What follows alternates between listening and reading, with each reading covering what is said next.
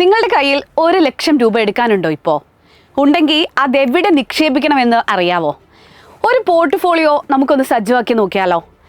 ആഗോള സംഘർഷങ്ങളുടെ പശ്ചാത്തലത്തിലും വിവിധ പ്രതികൂല ഘടകങ്ങളുടെ സ്വാധീനത്താലും ഇക്വിറ്റി, കമോഡിറ്റി വിപണികളിൽ ചാഞ്ചാട്ടം ഇപ്പോഴത്തെ അവസ്ഥയിൽ പ്രകടമാണ്. പലിശ നിരക്കാണെങ്കിൽ മുൻ വർഷത്തേക്കാൾ താഴ്ന്ന നിലയിലാണെങ്കിലും വിപണിയിൽ ചാഞ്ചാട്ടം പിടിമുറുക്കിയ ഈ സാഹചര്യത്തിൽ ബോണ്ടും കടപ്പത്രവും പോലെ സ്ഥിര വരുമാനം നൽകുന്ന നിക്ഷേപ മാർഗങ്ങളെയാണോ ഇനി പരിഗണിക്കേണ്ടതെന്ന സംശയം സാധാരണക്കാരായ നിക്ഷേപകർക്കിടയിൽ ഇപ്പോഴും ഉണ്ട്.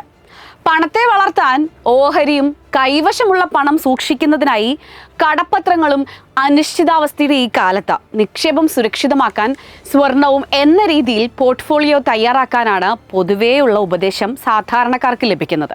എന്നാൽ നിലവിലെ വിപണി സാഹചര്യത്തിൽ ഏതൊക്കെ അസറ്റുകളിൽ എത്രത്തോളം വീതം നിക്ഷേപിക്കണമെന്നത് മിക്കവരെയും കുഴപ്പിക്കുന്നുണ്ട്. ഡു യു നോവിൽ ഇന്ന് നിങ്ങൾക്ക് പറഞ്ഞു തരുന്നത് ശ്രദ്ധിക്കേണ്ട 3 കാര്യങ്ങളെക്കുറിച്ചാണ്. ഒരു അസറ്റിൽ മാത്രമായി മുഴുവൻ പണവും നിക്ഷേപിക്കരുത്. റിസ്ക് കുറയ്ക്കുന്നതിന് വൈവിധ്യവൽക്കരണം നിർബന്ധമാണ്. അതുപോലെ തന്നെ ഓഹരി പ്ലസ് കടപ്പത്രം പ്ലസ് സ്വർണം എന്നിങ്ങനെ 3 പ്രധാന അസറ്റ് വിഭാഗങ്ങളിലും സമതുലിതമായി വേണം നിക്ഷേപിക്കാൻ.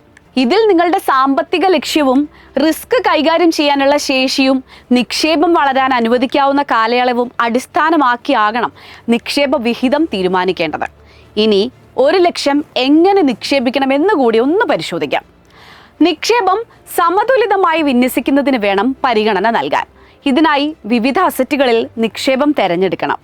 ഇതിൽ മൊത്തം തുകയുടെ 50 മുതൽ 60% ഓഹരികളിലും 20 മുതൽ 30% കടപ്പത്രങ്ങളിലും 10 മുതൽ 20% സ്വർണത്തിലും നിക്ഷേപം പരിഗണിക്കാം.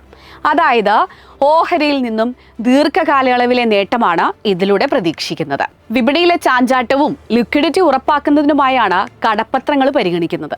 വിപണിയിലെ തിരിച്ചടിയിൽ നിന്നുള്ള രക്ഷാകവചമായാണ് സ്വർണത്തെ ഈ ഘട്ടത്തിൽ പരിഗണിക്കുന്നത്. എന്നിരുന്നാലും നിക്ഷേപകരുടെ റിസ്ക് എടുക്കുന്നതിലുള്ള ശേഷിയും സാമ്പത്തിക ലക്ഷ്യം എന്നിവ അടിസ്ഥാനമാക്കിയാകും നിക്ഷേപ വിന്യാസത്തിൽ അന്തിമ തീരുമാനമെടുക്കുക. അതേസമയം എല്ലാവർക്കും ഒരുപോലെ ഇണങ്ങുന്ന ഉത്തരമില്ല എന്നതാണ് വാസ്തവം.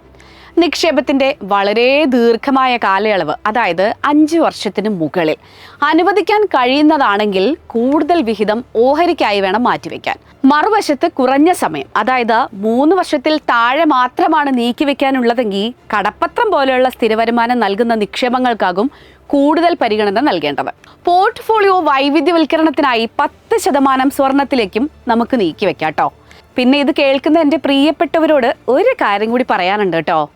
ഓഹരി വിപണിയിലെ നിക്ഷേപം ലാഭനഷ്ട സാധ്യതകൾക്ക് വിധേയമാണ്.